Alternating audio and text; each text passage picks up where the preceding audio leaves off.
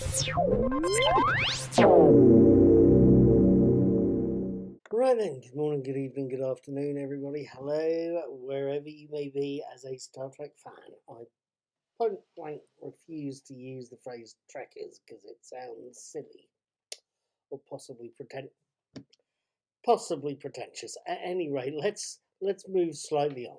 My name is Paul. I'm also called Knickknack. I do the daily brain teasers, which are going to be sitting around here somewhere. I'll have an information card up on that.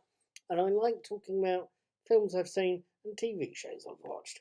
Just recently, I've been watching Watchmen. I'll see the last one of that on Tuesday. But I've also started watching Series 3 of Star Trek Discovery. And I've got to admit, thus far, it's sort of 50-50. At any rate, let me try and tell you about Episode 2 of Series 3 of Star Trek Discovery. It's called Far From Home. Episode 2, Far From Home, summarises the end of Season 2, only from the viewpoint of the USS Discovery itself, or at least its crew. That's for the openers. And in the pre-title sequence for the episode, it shows us the temporary captain, Captain Saru, Doug Jones, and the rest of the crew slowly coming around in a failing ship on a crash course for an asteroid that causes the ship to hit a nearby inhabited planet.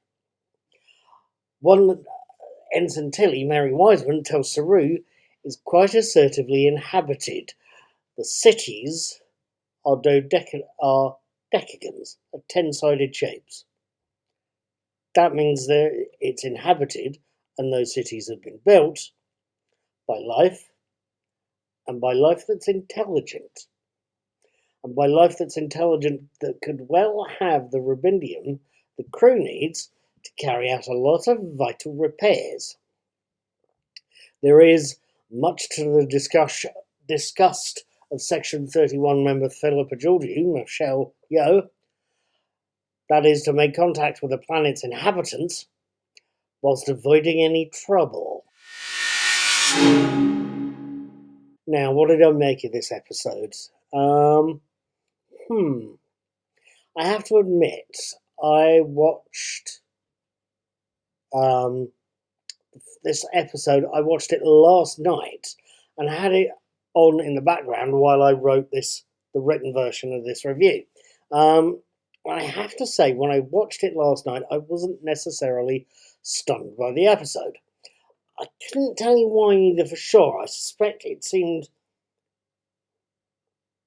a little dark compared to episode 1. But also my mood last night was pretty damn bad, I'll be honest with you there.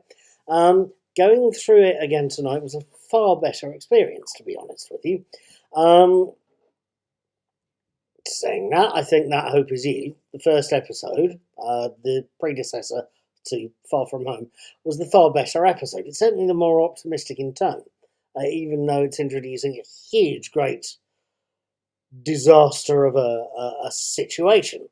With that said, Far From Home is still basically a fundamentally good episode. It's well made. The actors are all on film.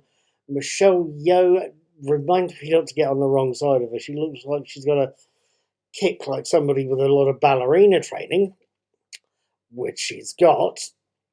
And it's a good episode despite of its flaws. It's well acted. It's well written.